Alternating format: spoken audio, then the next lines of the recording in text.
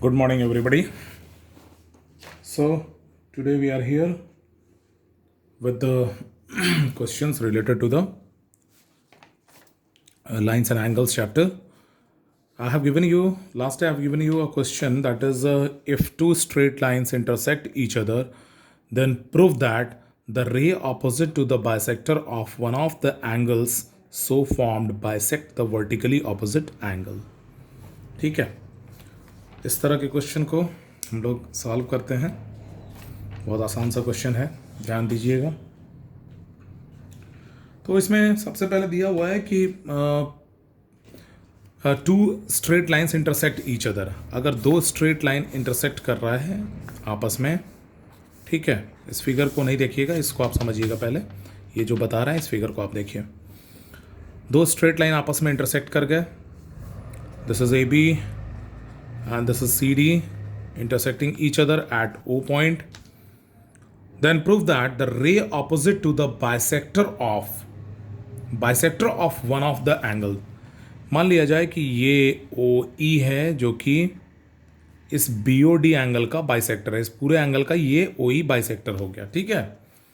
तो the ray opposite to it, इसके opposite ray आपको बताए थे. किसी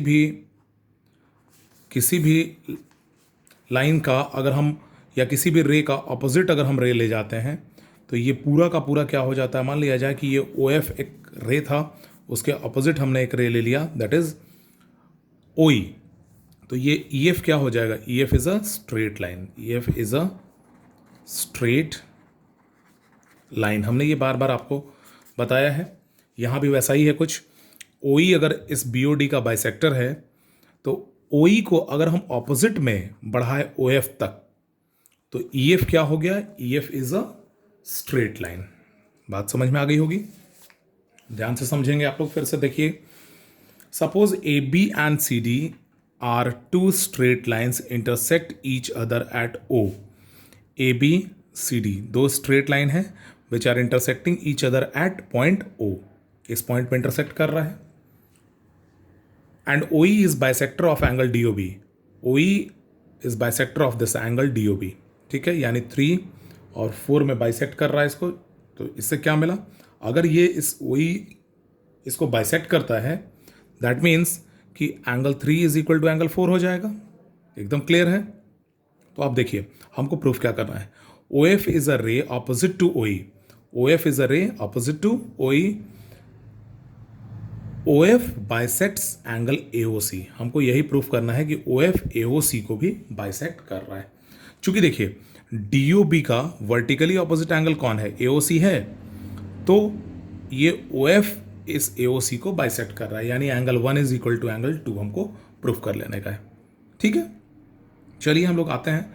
इस एंगल से हमने यहाँ डिनोट किया है. आप एंगल से भी लिख सकते हैं, अदरवाइज पूरा फुल नेम भी आप लिख सकते हैं एंगल का, कोई दिक्कत नहीं है. आप दोनों ही काम कर सकते हैं. ठीक है, चलिए प्रूफ में आते हैं. If OF is opposite to OE, OF is opposite to OE, तो हमने अभी जस्ट बताया था अगर कोई भी लाइन का ऑपोजिट अगर हम रे ले जाते हैं तो क्या होता है. Then FOE is a straight line which intersects AB and CD at O. तो FE क्या हो गया, ये भी एक स्ट्रेट लाइन हो गया जो कि पहले से इंटरसेक्ट करता हुआ ABCD जहां इंटरसेक्ट कर रहे थे वहीं से ये भी पास कर रहा है, that is from the point O. ठीक है, मतलब FE भी एक स्ट्रेट लाइन हो गया जो इन दोनों को इंटरसेक्ट कर रहा है एट पॉइंट O. ठीक है, now if AB and FE intersect at O. अब ध्यान दीजिएगा, हम लोग इसमें से अब टुकड़ा टुकड़ा निकाल रहे हैं. AB और FE को हम ले रहे हैं, CD को आप कुछ देर के लिए भूल जाइए कि CD कोई लाइन है इसमें. AB and FE are intersecting each other at O. तो क्या मिला हमको यहां से,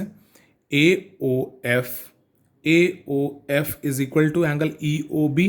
मतलब यहां का आप देखिए 1 इज इक्वल टू 4 हो जाएगा. तो AOF is equal to BOE. ठीक है, क्लियर है. That is vertically opposite angles है. चलिए अब हम आते हैं.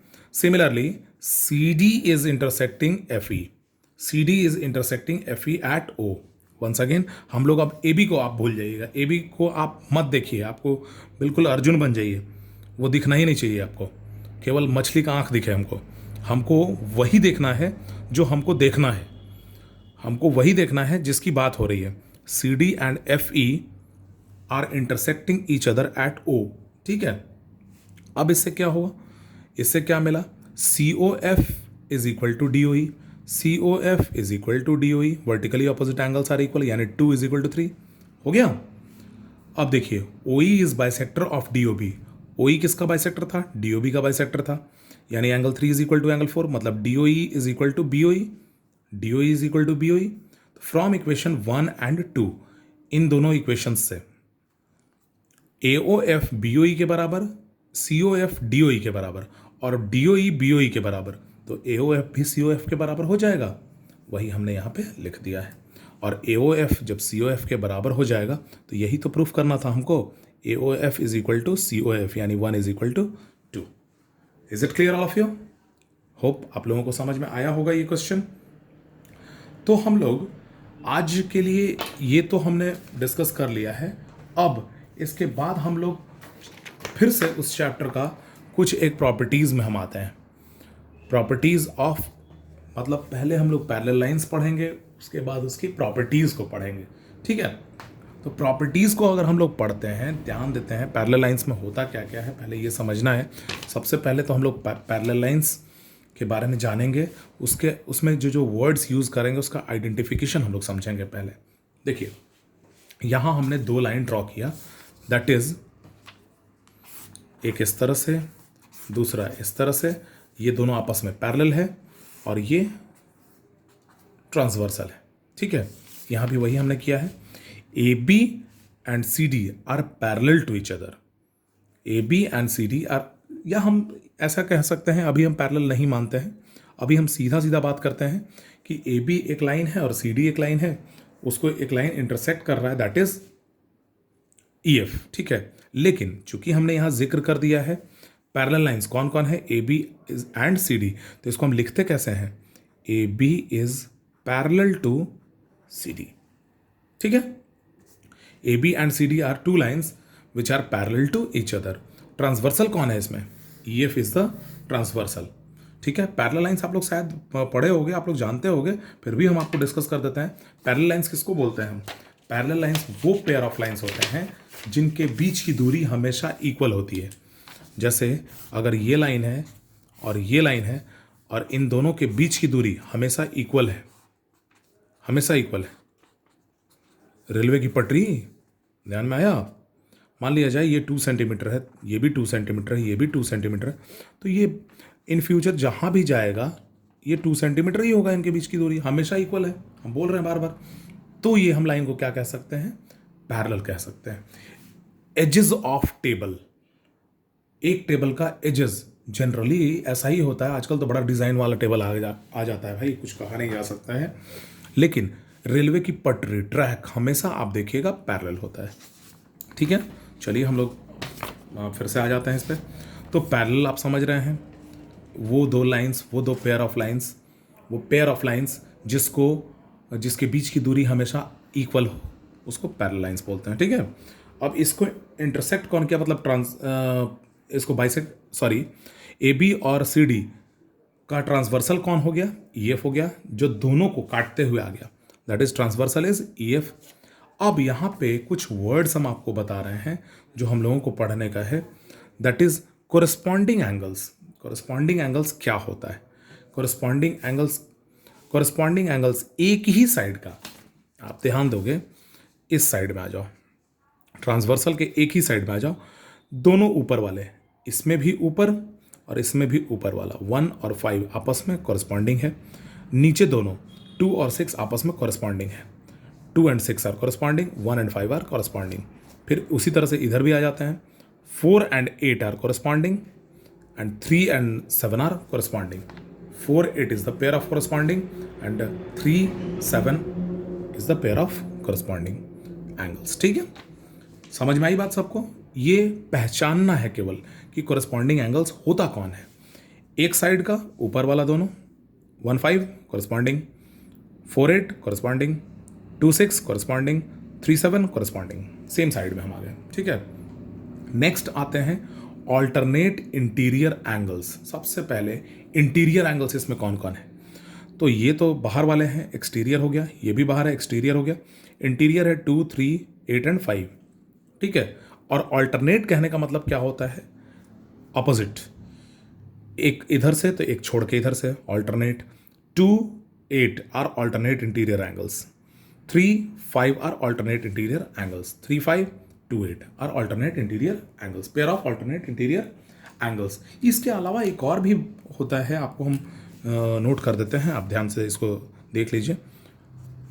Fifth one part is alternate exterior angle, alternate exterior angles, ठीक है। ऑल्टरनेट इंटीरियर एक्सटीरियर भी हम देख लेते हैं। तो ऑल्टरनेट एक्सटीरियर कौन कौन सा हो जाएगा भाई, आप देख सकते हैं इसको भी इस फिगर में, आप ही देख के बताओ कौन सा हो सकता है। पक्का आप देख रहे हैं 1, 4, जी हाँ 1, 4 एक्सटीरियर है, 6, 7 एक्सटीरियर है, आप जो सोच रहे हैं वही है, ये चारों एक्सटीरियर है। तो ऑल्टरनेट कौन सा है? 4 एंड 6, एंगल 4 एंड एंगल 6। उसी तरह से दूसरा pair 1 and 7, angle 1 and angle 7, बिल्कुल सही आप सोच रहे थे, और वही होगा भी ऑल्टरनेट एक्सटीरियर एंगल्स, ठीक है। तो ये था आइडेंटिफिकेशन, हम लोग इसमें पहचानना कैसे कौन सा एंगल है, कौन सा एंगल को हम क्या बोलते हैं, ये पहचानना, ठीक है। अब नेक्स्ट हम लोग आते हैं, इसके अलावा भी एक है जिसको हम लोग पहचानते हैं, इसके बाद है उसको भी हम लोग देख लें। Next is consecutive interior angles. Consecutive interior angles कौन सा होता है? कंजिक्यूटिव इंटीरियर एंगल्स का मतलब हो गया, ध्यान देंगे इसको 6th नंबर कर देते हैं, ये 5th नहीं है, ठीक है। चलिए अब देखिए कंजिक्यूटिव इंटीरियर एंगल्स कौन सा है। तो इंटीरियर तो आप समझ रहे हैं, इंटीरियर तो समझ में आ रहा है आपको, 2, 3, 5 एंड 8, ठीक है। तो अब इसमें कंजिक्यूटिव का मतलब क्या हुआ? कंजिक्यूटिव का मतलब है सेम साइड वाले, 2, 5, इंटीरियर में भी जो सेम साइड है वो कंजिक्यूटिव है, एक लगातार कंजिक्यूटिव, एक जस्ट एक लगातार, 2, 5 आर कंजिक्यूटिव और दूसरा 3, 8 आर कंजिक्यूटिव। बात समझ में आया सबको? एक साइड का दोनों एंगल्स, अंदर वाला consecutive interior angles, 2, 5, 3 and 8। Clear है? समझ में आई होगी बात, होप आप लोगों को समझ में आया होगा। अब नेक्स्ट हम लोग next part of the video में हम लोग देखते हैं, ठीक है।